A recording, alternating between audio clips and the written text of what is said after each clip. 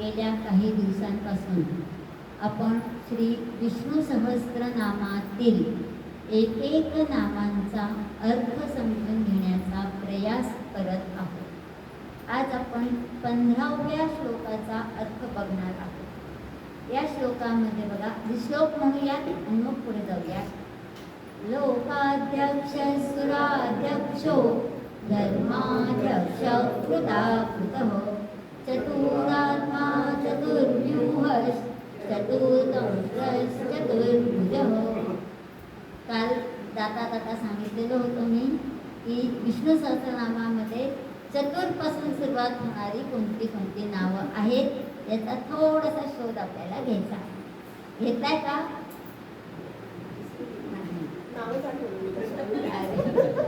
आता आपण पठण केलं त्यावेळी चतुरात्मा चतुर्व्यूह चतुर्दंष्ट्रश्च चतुर्भुजः आणि पुढच्या 82व्या श्लोकामध्ये पण आपल्याला 4 पासूनची नावं आलेली आहेत. त्यात आपण एक एक समजून घेणार आहोत. थोडंसं उडी मारून आपण जाणार आहोत. ती 4 या संख्येशी संबंधित जी नावं आजच्या पठणामध्ये आलेली आहेत त्याचा अर्थ आपल्याला समजून घ्यायचा आहे. म्हणून आपण 15व्या श्लोकानंतर 82वा श्लोक समजून घेऊयात, मग परत 16व्या श्लोकाकडे येऊया. पहिलं नाव दिलेलं आपल्याला लोकाध्यक्ष हो, सुराध्यक्ष हो, धर्माध्यक्ष हो, कृताकृत हो, चतुरात्मा चतुर्व्यूह हो, चतुर्दंष्ट्र हो आणि चतुर्भुज हो, अशी आपल्याला नावं या श्लोकामध्ये आलेली आहेत. 3 नावं अशी आहेत की ज्या नावांमध्ये अध्यक्ष शब्द आलेला आहे. जसं आपल्याला कोणताही कार्यक्रम करायचा आहे, कोणतेही मंडळ स्थापन करायचं आहे तर अध्यक्ष कोण हे महत्त्वाचं असतं ना. अध्यक्षपद कोण भूषवणार? तर अध्यक्ष शब्द कसा तयार झालेला आहे बघा. अधि अधिक इक्ष. इक्ष धातूचा अर्थ होतो बघणे आणि अक्ष शब्दाचा अर्थ होतो डोळा. त्या साधनांनी आपण बघतो ते डोळे. आणि अधि म्हणजे सर्वत्र बारकाईने बघणारा. जसं काल आपण बघितलं सर्व गहो सर्वत्र गच्छती इति, सगळीकडे जाणारा. तसा इथे आपल्याला घ्यायचं आहे सगळीकडे बारकाईने बघणारा किंबहुना लक्ष ठेवणारा जो असतो तो परमात्मा. मग कोणत्या कोणत्या प्रकारचा अध्यक्षपद परमात्म्याला बहाल केलेला आहे? तर 133वं नाम आहे लोकाध्यक्ष हो. लोक म्हणजे आता आपल्याला लोक शब्दाचा अर्थ आपण त्रिलोक असा घेतो. स्वर्ग पृथ्वी पाताळ असा होतो की आपण 14 लोकांची नावं सुरुवातीच्या विवेचनात बघितलेली आहे. आणि एक होतो मृत्यूलोक, ज्या पृथ्वी तलावरती आपण राहतो तो मृत्यूलोक आहे. मग लोकाध्यक्ष ही जी सर्व लोक आहेत 14 लोक आहेत. म्हणजे वेगवेगळ्या प्रकारचे जगत आहेत, विश्व आहे, त्रिभुवन आहे. तसं या सर्व लोकांचा अध्यक्ष जो आहे तो लोकाध्यक्ष आहे. मग अध्यक्षाचं काम काय आहे? तर योग्य काय आहे, अयोग्य काय, युक्त आणि अयुक्त, विवेक आणि अविवेक हे ठरवणं त्याचं कार्य आहे. मग लोकाध्यक्ष असलेला परमात्मा विष्णू भगवान सर्वांकडे समानतेने बघतो. अत्यंत श्रेष्ठ अशा स्थानावरती बसून परमं धाम असं भगवंताचं स्थान आहे. त्या स्थानावरती बसल्यावर अशी एक विशेष दृष्टी भगवंताला प्राप्त झाली आहे की भूतलावरच्या प्रत्येक व्यक्तीकडे प्रत्येक भूतमात्रांकडे तो लक्ष ठेवून असतो. म्हणून कालच्या एका गोष्टीमध्ये कनकादासांच्या शिष्याची गोष्ट सांगितली. जिथे कोणीच बघणार नाही अशा ठिकाणी जाऊन फळं खा म्हणतात. असं ठिकाणच नाही. मी जिथे जिथे जाईल तिथे तिथे मला बघणारा भगवंत उपस्थितच असणार आहे.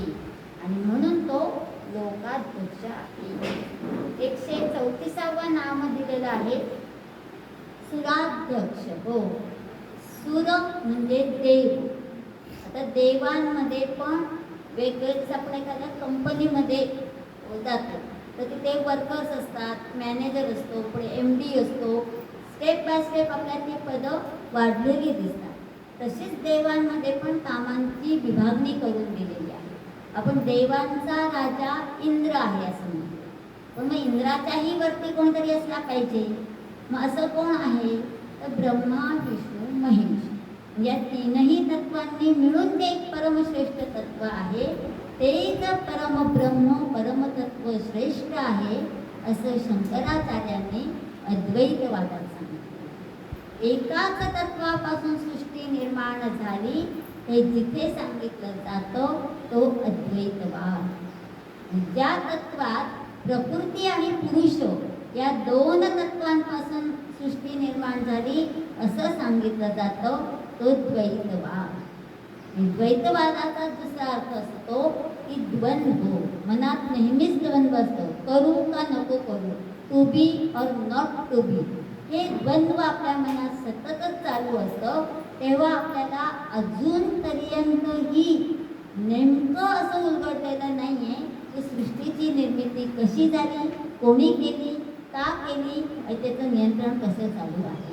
अनेक विचारवंतांनी, ऋषींनी, मुनींनी, द्रष्ट्यांनी आपापले सिद्धांत मांडलेले आहेत, पण हाच एक सिद्धांत 101% बरोबर आहे असं मान्य नाही. सगळ्यांचेच सिद्धांत काही अंशी बरोबर आहेत आणि काही ठिकाणी तिथे त्यांच्यावरती आक्षेपही घेतले गेलेले आपल्याला दिसत आहेत.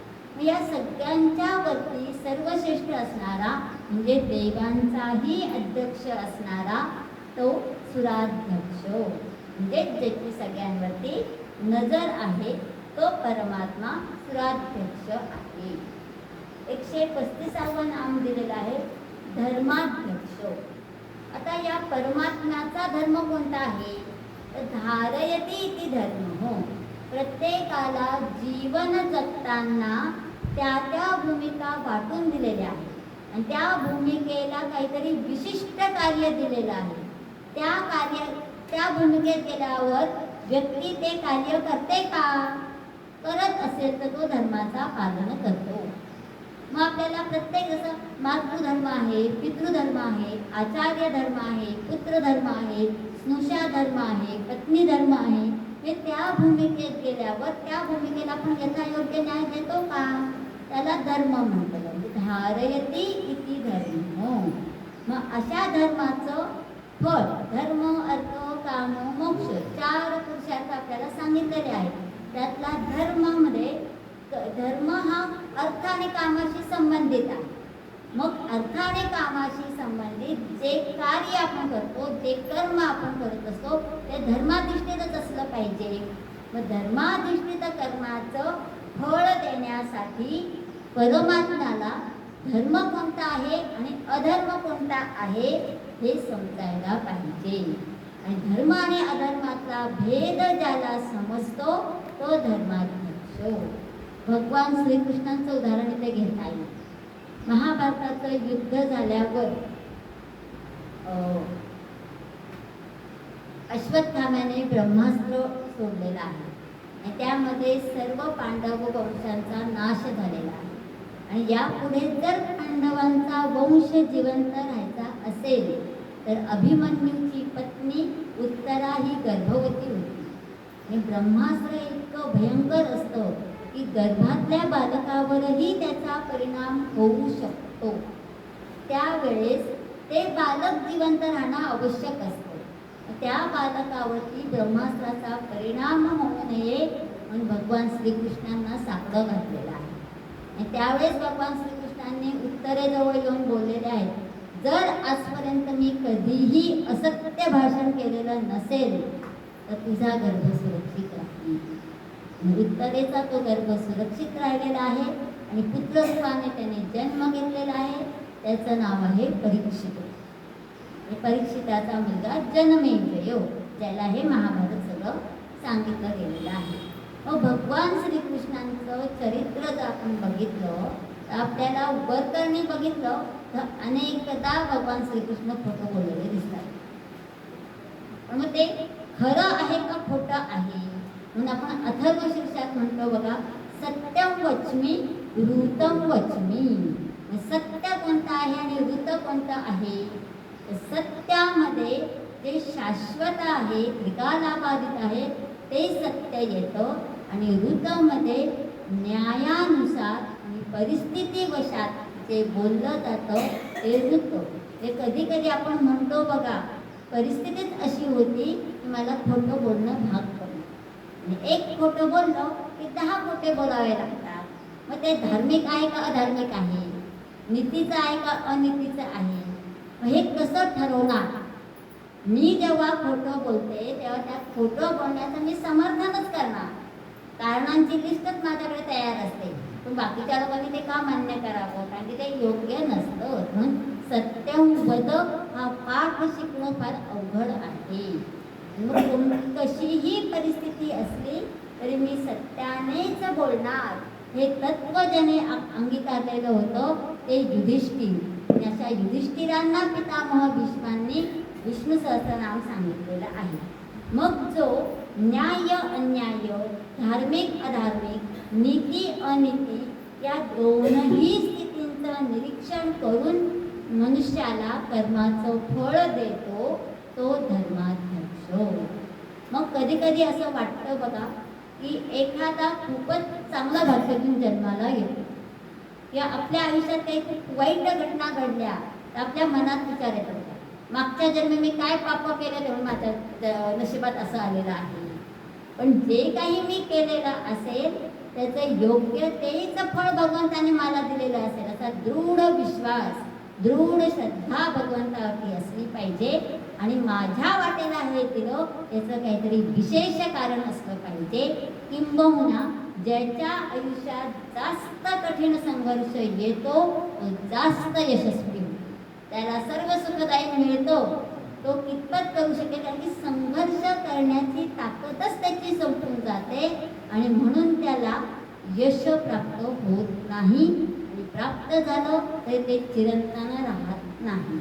म्हणून धर्माध्यक्ष असं नाव भगवंतांना दिलेलं आहे. 136वं नाव आहे कृताकृत. हो, कृत कृ धातूचं त प्रत्ययांत रूप आहे म्हणजे केलेले, आणि अकृत म्हणजे न केलेले. जे काही केलेलं आहे आणि न केलेलं आहे त्याची यथायोग्य नोंद ठेवणारा भगवंतच आहे. आणि त्यासाठीच त्यांनी चित्रगुप्ताची नियुक्ती केलेली आहे. चित्रगुप्ताकडे आपलं एक अकाउंट बुक असतं, तर आपण केलेल्या प्रत्येक कर्माची नोंद ठेवत असतो. आता किती खरं किती माहिती नाही, पण ही एक आख्यायिका आहे की आपल्या कर्मांची नोंद ठेवणारा कोणीतरी एक असतो. आणि मग साहजिक आहे की भगवंताने पण कोणीतरी अकाउंटंट नेमलेलाच असेल की नाही, तो चित्रगुप्त नावाचा असेल. मग कार्य आणि कारण भाव आहे, जो कार्यही करतो त्याने विश्व निर्माण केलेलं आहे आणि या विश्वाचं कारणही तोच आहे, म्हणजेच तो सर्व व्यापक आहे. ओम विश्वम विष्णू, विष्णू तत्वानेच विश्व व्यापलेलं आहे आणि विश्व म्हणजेच विष्णू आहे, हेच याच्यामध्ये आपल्याला सांगितलं आहे. करता करविता तोची एको, जे काही घडतं आहे ते त्या भगवंताच्याच माध्यमातून घडतं आहे, म्हणून त्याला कृताकृत म्हटलेलं आहे. त्याच्या पुढच्या ओळीमध्ये 3ऱ्या आणि 4थ्या चरणामध्ये चतुर शब्दापासून सुरू होणारी नामं आलेली आपल्याला दिसतात. चतुर शब्दाचे 2 अर्थ होतात. पहिला अर्थ आहे चतुर हे विशेषण आहे, जसं आपण बिरबलाला म्हणतो चतुर बिरबल. चतुर शब्द म्हटला की आपल्याला बिरबल, तेनालीरामन हीच नावं आठवतात. ही लहानपणापासून आपल्या गोष्टी ऐकत आपल्याला. आणि निपुण किंवा बुद्धिमान असा त्याचा अर्थ. मग भगवंत निपुण आणि बुद्धिमान दोन्ही आहेत. ज्या भगवंताने इतकी भारी अशी सृष्टी निर्माण केली आहे, ज्यातले चमत्कार अजूनही आपल्याला समजत नाही आहेत किंवा समजून घेण्याची पात्रता आपली नाही आहे, अशी सृष्टी निर्माण करणारा तो भगवंत निपुणच असणार आहे आणि बुद्धिमानही असणार आहे. दुसरा त्याचा अर्थ होतो चतुर, हे संख्यावाचक रूप आहे. त्याचा अर्थ होतो 4. आता आपल्या संस्कृतीमध्ये इतकं छान विचार दिलेला आहे ना की 1 ते 10 संख्या आहेत, त्या प्रत्येक अंकाचं काही ना काही विशेष महत्त्व सांगितलेलं आहे. 1 म्हणजे परमतत्व, एकच असणार. 2 संख्येमध्ये द्वैत सांगितलंय, करू का नको करू. 3 संख्येमध्ये त्रिगुणात्मक दत्त आपल्या सांगितलेले आहे. मग 4 मध्ये काय सांगितलेलं आहे, तर 4 या संख्येशी संबंधित अनेक संकल्पना आपल्याला आपल्या भारतीय संस्कृतीमध्ये दिसतात. तशा बघा, आणि त्या सगळ्या संख्या या भगवान विष्णूंशी जोडल्या आहेत. 3 ही संख्या भगवान दत्तात्रयांशी जोडली गेलेली आहे. त्या 4 ही संख्या भगवान विष्णूंशी जोडली गेलेली आहे. जसं आपण म्हणतो की भगवंतांना 4 भुजा आहेत. भुजा म्हणजे हात, 4 भुजा आहेत म्हणून भगवंतांना चतुर्भुज आणि चतुर्बाहू ही 2 नावं दिली आहेत. बाहू आणि भुजा दोन्ही समानार्थी शब्द आहेत. या 4 भुजांमध्ये, 4 बाहूंमध्ये शंख, चक्र, गदा, पद्म धारण केलेलं आपल्याला दिसतं.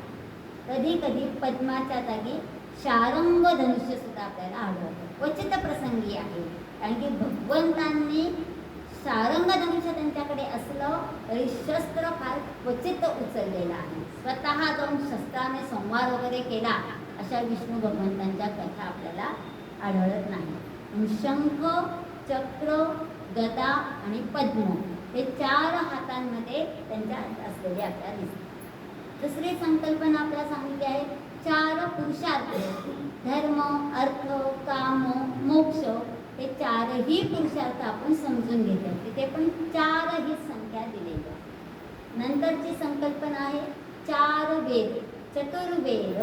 काल आपण बघितलंय चतुर्वेद, वेदगीत, वेदांग.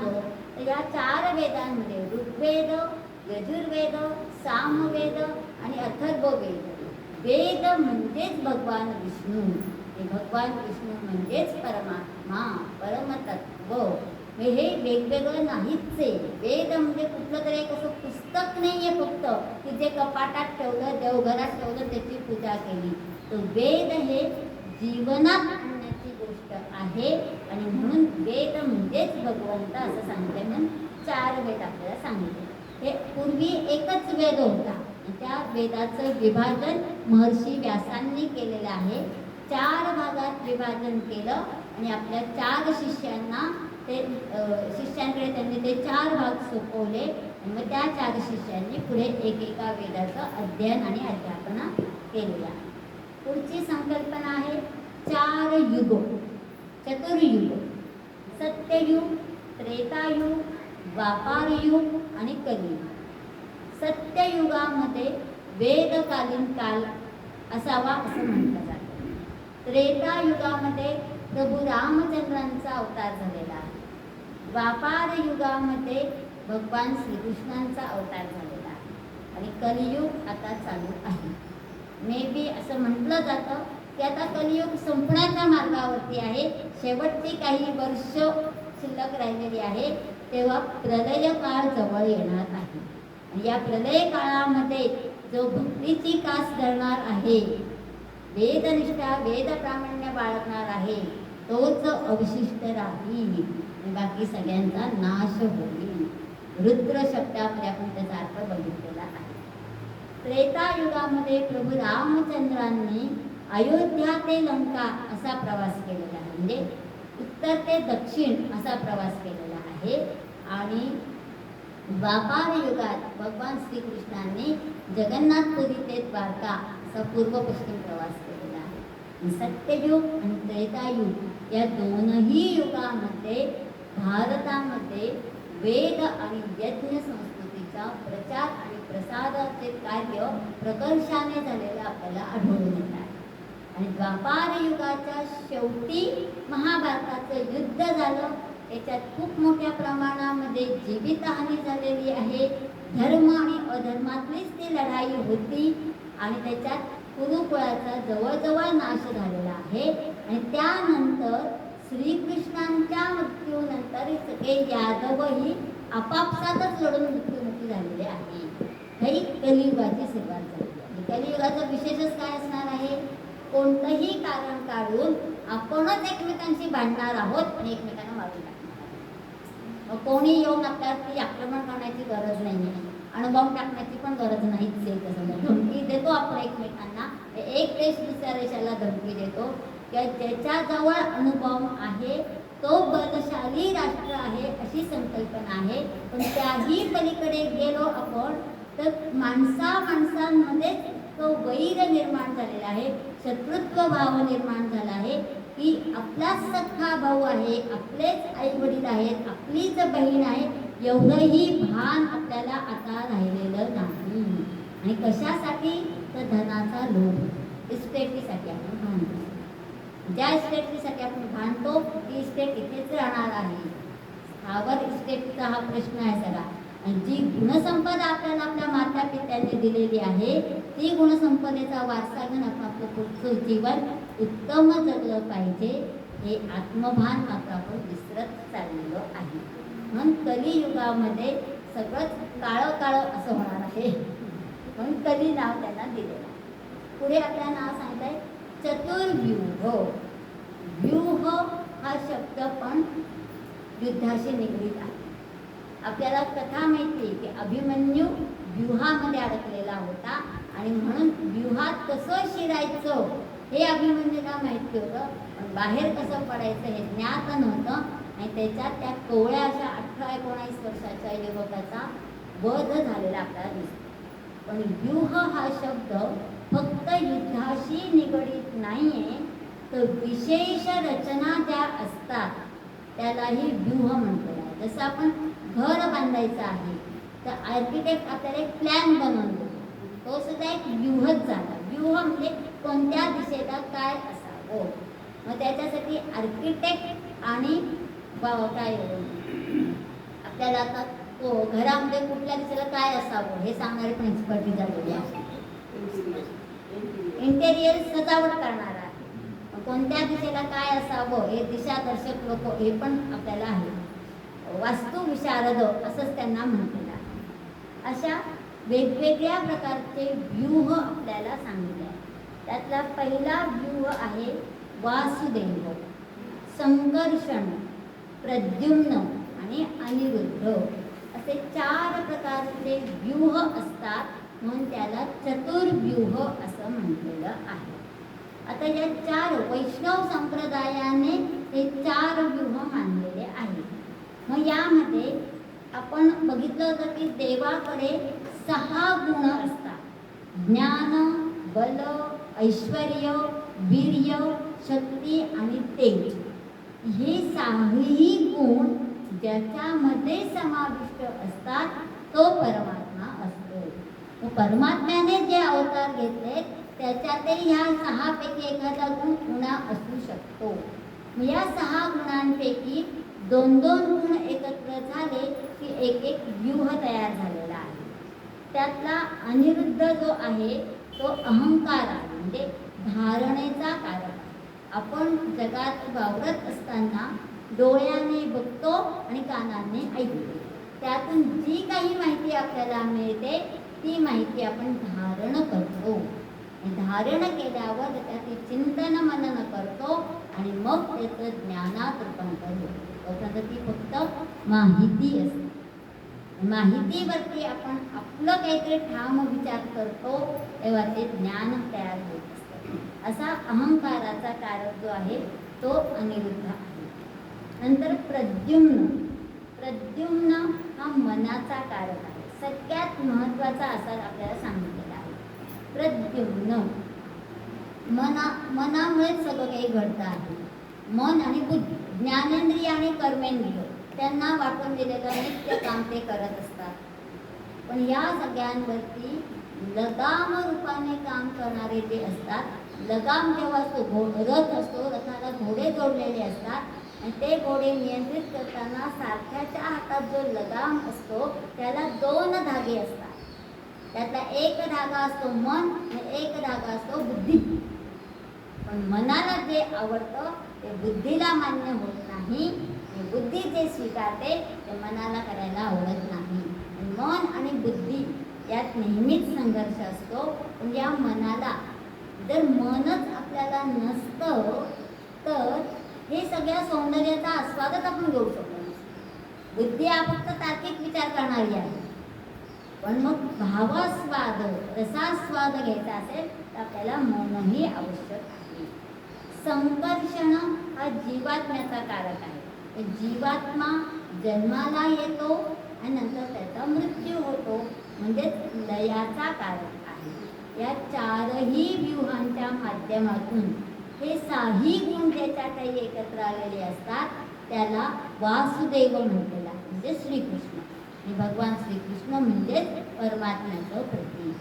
सृष्टीची निर्मिती करताना काहीतरी वेगवेगळ्या विशेष रचना भगवंतांनी तयार करून पाहिलेल्या असतील की नाही, की अशी सृष्टी असावी, तशी असावी, तशी असावी, प्रयोग करत गेलेला आहे. आणि सगळ्यात शेवटी जी निर्मिती केली आहे ती आहे स्त्रीची. भगवंताची उत्कृष्ट कलाकृती म्हणजे स्त्री आहे असं म्हटलं जातं. हे 4 व्यूह आपल्याला सांगितलेले आहेत. नंतर आपल्याला सांगितलेलं आहे चतुरात्मा. चतुरात्मा म्हणजे आपल्याला 4 प्रकारांनी व्यक्त होणारा असा अर्थ घ्यायचा आहे. मग विष्णू पुराणामध्ये सृष्टीच्या उत्पत्तीसाठी परमात्मा 4 विभूतीच्या रूपात प्रकट होतो. मग त्या कोणत्या कोणत्या विभूती आहेत तर ब्रह्मा म्हणजे ब्रह्मदेव. ब्रह्मदेव पण एक चतुर्मुख आहे. पद्मयोनी आणि चतुर्मुख 4 मुख असलेली एकच व्यक्ती आपल्याला आता माहिती आहे. त्याच्यात एक चित्रामध्ये पाठीमागचं मुख आपल्याला दिसत नाही. दुसरं आहे दक्षादी प्रजापती. प्रजापतींमध्ये दक्ष हे प्रामुख्याने घेतलं जाणारं नाव असतं आणि दक्ष म्हणजे पार्वतीचे वडील. सती नाव होतं तेव्हा तिथं, मग ते दुसऱ्या जन्मामध्ये पार्वती म्हणून आलेली आहे. काल आणि अखिल प्राणीजात या 4ही हेतुभूत विभूती आहेत. नंतर रुद्र, काल, मृत्यू आणि समस्त प्राणीमात्र हे जनार्दनाच्या रूपामधल्या प्रलय काळातल्या 4 विभूती आहेत. प्रलय काळ हा निश्चितच असतो. प्रत्येक युग संपलं की प्रलय हा होणारच आहे. आणि मग त्यावेळेस आपल्याला रुद्र रूपामध्ये भगवंत प्रकट होतात आणि संपूर्ण सृष्टीचा संहार घडून आलेला आहे. तेव्हा मृत्यू पण मोठ्या प्रमाणावर होत असतो. दुसरी एक उत्पत्ती सांगितलेली आपल्याला, तर उत्पत्ती, स्थिती, लय हे 3 प्रमुख कार्य भगवंताचे आहेत. आणि भगवंत ते यथासांग करतच असतो. मग ब्रह्मा, विष्णू, महेश हे 3च झाले. मग ब्रह्मा, विष्णू, महेश हे सगुण साकार रूपातले आहेत. आणि मग 4थी अवस्था आपल्याला सांगते तुर्यावस्था, जी गुणातीत आहे आणि निराकार रूप. जसं लिंगावस्था असते, तसं शंकर भगवंतांचं चित्र किंवा प्रतिमा आपण बघतो ती वेगळी आहे आणि शिवलिंग वेगळं आहे. शिवलिंग म्हणजे सूक्ष्म देहातलं भगवंताचं रूप आहे. तसेही तुर्यावस्था ही गुणातीत आहे. म्हणून उत्पत्ती, स्थिती, लय निर्माण करणारे ब्रह्मा, विष्णू, महेश आणि तुर्यावस्था आपल्याला ते 4 गोष्टी सांगितलेल्या आहेत. तिसरं आपल्याला स्पष्टीकरण सांगितलेलं आहे की जीव जगात येतो तेव्हा तो 4 प्रकारांनी निर्माण होतो. पहिलं आपल्याला सांगितलेलं आहे जरायुज. जरायुज प्रकारामध्ये सस्तन प्राण्यांचा समावेश होतो. म्हणजे आईच्या गर्भातून पिल्लू जन्माला येतं किंवा बाळ जन्माला येतं, ते सस्तन. नंतर अंडज, पक्षी अंड देतात आणि त्यातून पिल्लू निर्माण होतं ना, अंडज म्हणतो. नंतर उद्भिज. उद्भिज म्हणजे जमिनीला फोडून जे बाहेर येतात ते, ज्याला आपण एखादं बी पेरतो. जमिनीत बी पेरल्यावर ते माती आणि पाण्यामुळे ते बी दुभंगतं, त्यातून अंकुर फुटतो आणि कालांतराने त्याचं वृक्षात रूपांतर होतं.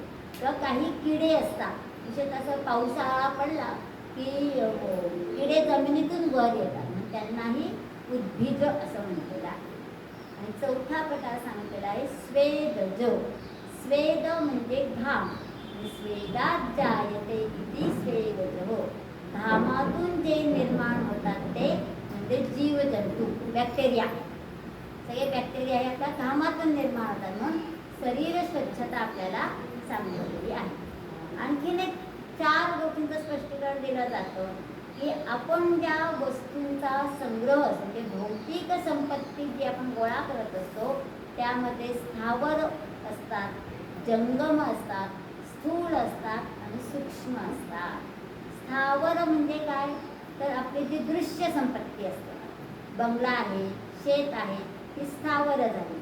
जंगममध्ये आपल्याला इन्व्हेस्टमेंट्स, किती इन्व्हेस्टमेंट तुम्ही केली आहे, किती लाखाची FD आहे, किती लाखाचे शेअर्स आहेत, हे काही आपल्याला एक कागद बघून केलं की कळत नाही ना. म्हणजे साठवायला पण सोपं आहे आणि अमूर्त स्वरूपातलं आहे. स्थूल आणि सूक्ष्म. स्थूल म्हणजे आकाराने मोठं असलेलं आणि दृश्य स्वरूपात असलेलं, आणि सूक्ष्म म्हणजे अदृश्य. हे सगळे संपत्तीचे प्रकार आपल्याला इथे सांगितलेले आहेत, तेही 4च आहेत. 5वं आहे 4 दिशा. जसे आपण मुख्य 4 दिशा म्हणतो, पूर्व, पश्चिम, दक्षिण, उत्तर. उपदिशा पण 4च सांगितल्या. पण त्या पलीकडे जाऊन आपल्याला खाली, वर, मध्ये आणि कडेला या 4 दिशा सांगितल्या. या 4 दिशा सांगण्याचं कारण काय, तुम्ही कुठेही जा, या 4ही दिशा त्याच स्वरूपात राहतात. पूर्व, पश्चिम, दक्षिण, उत्तर बदलतं ना. आपली दिशा बदलली की म्हणजे आपण जिथे तोंड करून उभं आहोत त्यानुसार आपल्या दिशा तिथं ठरत असतात. मग नकाशा जेव्हा आपण कोणताही बघतो, त्या नकाशाच्या वरच्या भागावरती एक ॲरो केलेला असतो आणि N लिहिलेला असतो, नॉर्थ. ही उत्तर दिशा समजून, उत्तर दिशेला तुम्ही नकाशा ठेवून चालले तर बरोबर पोहोचणार आहात. की आपल्या गुगल मॅपला सुद्धा ते सांगतात. बऱ्याचदा तो गुगल मॅप उलटा सुलटा दिसतो, आपण योग्य ते फिरवून घ्यायला पाहिजे असेल, आपण उलट्याच दिशेला कुठेतरी चालले जाणार आहोत. म्हणजे खाली, वर, मध्ये आणि कडेला या 4 दिशांमध्ये चतुर्दिशांचा प्रमुख असलेलाही तो चतुरात्मा आहे. आणि 6वं स्पष्टीकरण आपल्याला दिलेलं आहे, मन, बुद्धी, अहंकार, चित्त. मन, बुद्धी, अहंकार, चित्तानि नाहं. शंकराचार्य जेव्हा संन्यास घेण्याची परवानगी घेतली त्यांनी आईंकडून, आणि मग पुढे ते नर्मदेच्या काठावरती गौडपादाचार्यांकडे आलेलं आहे. त्यांचं शिष्यत्व त्यांना स्वीकारायचं आहे. गौडपादाचार्य गुहेमध्ये तपश्चर्या करत असतात आणि गुहेच्या द्वाराशी आलं तर शंकराचार्य आगच्छामी वा, येऊ का मी, ते त्याने त्याला कोहम, तू कोण आहेस. तेव्हा शंकरांनी उत्तर दिलेलं आहे, मनोबुद्धी अहंकार चित्तानि नाहं. मी मन नाहीये, मी बुद्धी नाहीये, मी अहंकार नाहीये आणि मी चित्त नाहीये. मी माझ्या ज्ञानेंद्रिय कर्मेंद्रियांच्याही पलीकडे जाऊन मन, बुद्धी, अहंकार, चित्त माझं परमतत्वाच्या चरणाशी विलीन झालेलं आहे. असा मी एक आत्मा आहे. मला कोणतं शरीर आहे, मी काळा आहे का गोरा आहे, मी जाड आहे का बारीक आहे, मी कोणत्या राज्यातून आलेलो आहे, हे कुठल्याही देशकालाचं बंधन मला नाहीये. अशी अतिशय सुंदर अशी स्वतःची ओळख शंकराचार्यांनी आपल्या गुरूंना करून दिलेली आहे आणि मगच त्यांना शिष्यत्व प्रदान केलेलं आहे. असं आलं, फॉर्म भरला आणि प्रवेश दिला आणि शिष्य झालं, असं पूर्वी नव्हतंच. आता जो आधी फी भरेल तो आपला शिष्य म्हणतच नाही, म्हणून विद्यार्थी पण म्हणावं की नाही हा प्रश्नच निर्माण होतो. तसं हे जे आपल्याला चतुरात्मा सांगते. चतुर्व्यूहामध्ये विश्वाचं सर्जन, विश्वाची धारणा आणि विनाश. प्रत्येक गोष्टीमध्ये भगवंताने उत्तम अशी रचना तयार करून ठेवली, ज्याला आपण प्लॅन म्हणू शकतो. निर्मिती करायची आहे तर हा प्लॅन एक्झिक्यूट करू. संहार करायचा आहे, कोविड सारखा आजार नाही, युद्ध चालू आहे, युद्ध 1-2 देशांमध्ये युद्ध घडतं पण परिणाम मात्र संपूर्ण जगाला भोगावे लागतात. म्हणून पेट्रोलची टंचाई झाली आहे, गॅसची टंचाई झालेली आहे. म्हणजे एक प्रकारे कळत न कळत परिणामांचीच जाणीव हे संकट आपल्याला करून देत असतं. आणि मग पुढच्या काळामध्ये आपल्याला किती भीषण परिस्थितीला तोंड द्यावी लागणार आहे त्याची जाणीवही आपल्याला तिथे होत असते. पुढचं 139वं नाव आहे चतुर्दंष्ट्र. चतुर सुरुवात आहे 4. दंष्ट्रा म्हणजे दाढा. आपल्या मुखात आपण जर बघितलं तर आपल्याला 4 दाढा असतात, खाली 4 वरती 4. या दाढा असतील तरच आपलं चर्वण चांगलं होतं. आता किती व्यक्ती अशा असतील यांना 4ही दाढा आहेत. 32 पैकी किती दात असतात हा प्रश्नच त्याचा का. म्हणून ज्याला म्हणजे किती पूर्वीपासून हा विचार केलेला असेल बघा. आपल्या दातांची रचना किंवा प्रत्येक दात हा वेगवेगळं काम करणारा असतो. पुढचे दात दिखाऊ असतात, सुळे महत्त्वाचं काम करतात, दाढा चर्वणाचं काम करतात. प्रत्येक दाताचं काम वेगवेगळं असतं आणि ते सगळेच्या सगळे दात असणं पण महत्त्वाचं असतं. मग पूर्वी 32 असं म्हणायचे. आता 32 आहेत का हा असले तरी आपण रूट कॅनल करून दिखाऊ दात बसवलेले असतात. तसं ज्याला 4 दाढा आहेत अशा विष्णू, मग त्याच्यामध्ये नरसिंह अवताराचं नरसिंह अवतारामध्ये सिंहाचं मुख होतं आणि सिंहाचे 4 सुळे जे असतात ते तीक्ष्ण असतात आणि तो झेप घेऊन भक्ष्याला फाडून टाकत असतो आणि खाण्यासाठी पण ते ओढत आहे. कच्चंच मांस भक्षण करणारा सिंह असतो. शिजवणं वगैरे त्याच्याकडे काही नसतं, म्हणून त्याचे दात मजबूत असले पाहिजे. पूर्वी जेव्हा लोक मांसाहार करत होते आणि अग्नीचा शोध लागलेला नव्हता तेव्हा त्या आदी मानवांची शरीरयष्टी पण पुष्ट होती आणि दातही मजबूत होते. आता जसं आपल्याला अन्न शिजवण्याचा शोध लागलेला आहे तसं आता आपण काय म्हणतो लिक्विड फूडच आपण जास्त घेतो, आपले दात पण काम करणार नाही म्हणजे आताही तसे कमीच काम करतात. तसं आता आपल्याला सुळे असा अर्थ घेता येतो, दाढा असा अर्थ घेता येतो, तसे शिंग असाही अर्थ घेता येऊ शकतो. त्याच्यामध्ये चत्वारी शृंग हा असाही एक शब्द एका श्लोकामध्ये आलेला आहे. आणि 4ही दाढा असणं हे महापुरुषाचं लक्षण सांगितलं. महापुरुषांच्या व्याख्या जेव्हा केल्या गेलेल्या असतील प्राचीन काळापासून दात आणि दातांचं सौंदर्य, त्यांचा उपयोग या सगळ्याला कितीतरी महत्त्व दिलेलं आपल्याला आढळतं. आणि दंष्ट्रा हे संहाराचं पण प्रतीक आहे. दंश करणारा, एखाद्या सरपटणाऱ्या प्राण्याने आपल्याला दंश केला सापाने भुजंगाने तर आपला मृत्यू होण्याची शक्यता जास्त असते. म्हणून दंष्ट्रा हे नाव सुद्धा प्रलय काळातला संहार दाखवणार आहे. प्रत्येक वेळेस शब्द तसेच वापरे बा. भगवंत संहारक आहे पण तो कधी आहे? प्रलय काळात. एरवी तो स्वतः काही करत नाही. जेव्हा युगाचा शेवट होणार असतो त्यावेळेसच आपल्याला युद्धजन्य परिस्थिती निर्माण होते, आपापसात लढून लोक मरतात किंवा काही आजारांच्या साथी निर्माण होतात, संसर्गजन्य आजार निर्माण होतात आणि या सगळ्या गोष्टी थोड्याफार फरकाने एकाच वेळेस घडून येतात. त्यामध्ये जी जीवितहानी होते त्या संहाराचा कारक हा परमात्मा आहे.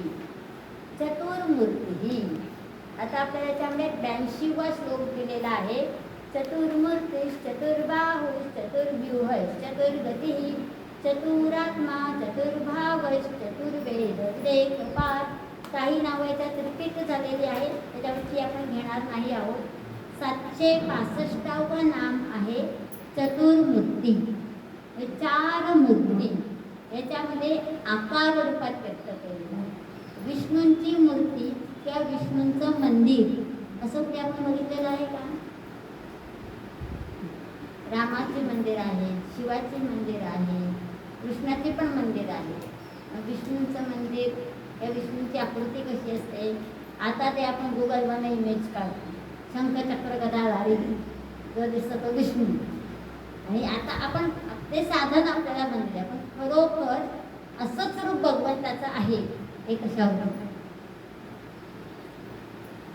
कोणीतरी केव्हा तरी ह्या रूपात त्यांना प्रकट झालेलं बघितलेलं आहे आणि त्यांच्या मनचक्षुसमोर ज्ञानचक्षुसमोर ते रूप भगवंताचं प्रकट झालं.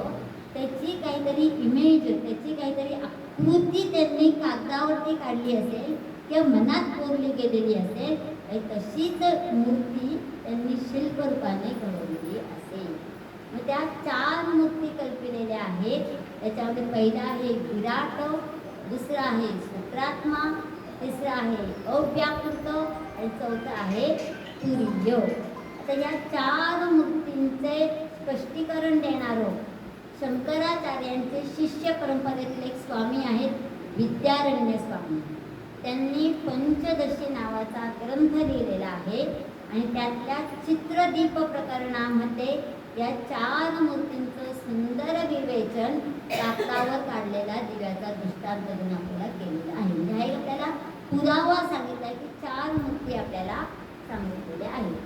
आणि भट्टार असं सांगतात की चतुर्मूर्तीमध्ये आपल्याला भगवंतांनी 4 रंगांची वस्त्र धारण केलेली दिसते. जसं आपण विष्णू सहस्रनामाची सुरुवात करताना ध्यानाचा श्लोक म्हणतो, शुक्लांबरधरं देवं, शुक्लांबरं, शुक्ल म्हणजे धवल रंग, पांढरा रंग, आणि अंबर म्हणजे वस्त्र, पांढऱ्या रंगाचं वस्त्र धारण करणारा. मग एरवी आपण विष्णूंना पितांबर म्हणतो, मग पिवळ्या रंगाचं वस्त्र धारण करणारा. मग त्याचं स्पष्टीकरण देताना असं म्हटलं जातं की सत्ययुगामध्ये जेव्हा भगवंत होते तेव्हा त्यांनी पांढऱ्या रंगाचं वस्त्र परिधान केलं. त्रेतायुगामध्ये रक्तवर्णाचं म्हणजेच लाल रंगाचं वस्त्र धारण केलं. द्वापार युगामध्ये पिवळ्या रंगाचं वस्त्र धारण. म्हणून कृष्णाचं, योगेश्वराचं देवी मूर्ती चित्र आपण बघतो त्याने पिवळं रंग आपल्याला जास्त दिसतो. आणि कलियुगामध्ये काळ्या रंगाचं महत्त्व दिलेलं आहे. म्हणून आता काळा रंग जास्त फॅशनचा झालेला आहे, ट्रेंडिंग म्हणतो आपण, असा काळा रंग झाला. काय होतं काळं घातलं तर, असा प्रश्न आपली पिढी आपल्याला विचारायला लागली.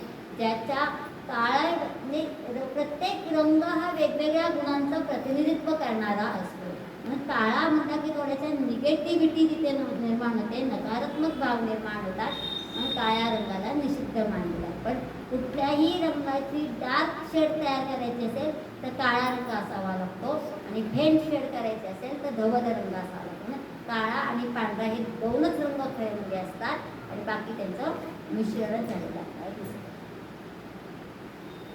चतुर्गतीमध्ये आपल्याला चतुर्गती ही एक नवीन नाव आपल्याला दिलेलं आहे.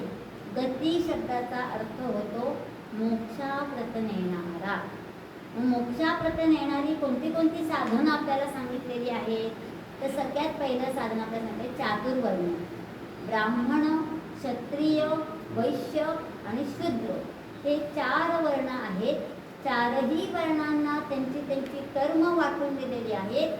प्रत्येक वर्णीयांनी स्वतःचं काम चोख केलं तर समाज व्यवस्था ही शांत, स्थिर, चांगलीच राहणार आहे.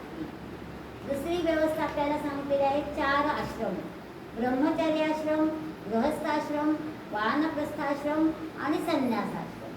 या 4ही आश्रमांमधून मनुष्य योग्य पद्धतीने कसा तयार झाला पाहिजे आणि धर्माधिष्ठित जीवन त्याने कसं जगलं पाहिजे आणि मोक्षाकडे त्याची गती कशी झाली पाहिजे हेच सांगितलेलं आहे. नंतर 4 पुरुषार्थ सांगितलेले आहेत, आणि 4ही पुरुषार्थांचे श्री भक्ती बसे. 4ही पुरुषार्थांच्या वरती आपल्याला काय सांगितलंय तर ज्ञानयोग, कर्मयोग आणि भक्ती. प्रत्येक याच्यातून तुम्ही ज्ञान, तुमच्याकडे खूप सारं ज्ञान आहे, तुम्ही भाषणाच्या माध्यमातून, चिंतनिकेच्या माध्यमातून, चर्चेच्या माध्यमातून ते ज्ञान वितरित करा. यथा जडे तथा प्राज्ञे वितरती गुरु हो. समोर कोण बसलंय असा विचार करू नका, त्यांना कितपत समजते असे बघू नका, सर्वांना समान ज्ञानदान करा असं सांगितलं. कर्म, ज्ञान, कर्म आणि भक्ती याच्यासाठी पण एक पक्ष्याचं खूप छान उदाहरण दिलेलं आहे. पक्षी उडतो तर त्या पक्ष्याला 2 पंख असतात. त्या 2 पंखांमध्ये एक ज्ञानाचा पंख असतो आणि एक कर्माचा पंख असतो. दोन्ही पंख नुसते फडफड केले तर तो उडेल का?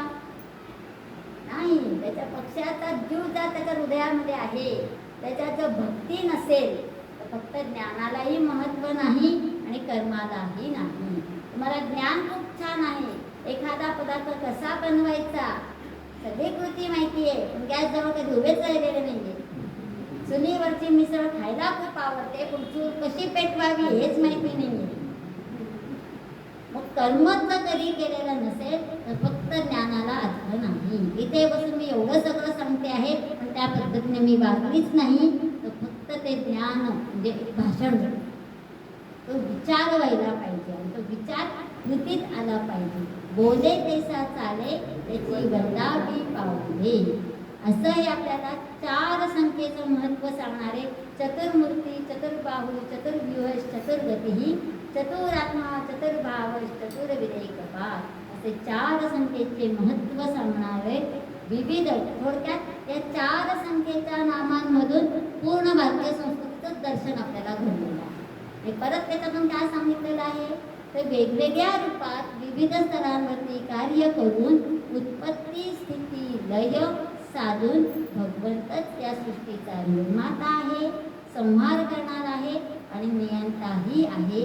अशा परमतत्व श्री महाविष्णूंना नमस्कार करून वाणीला विराम देऊया.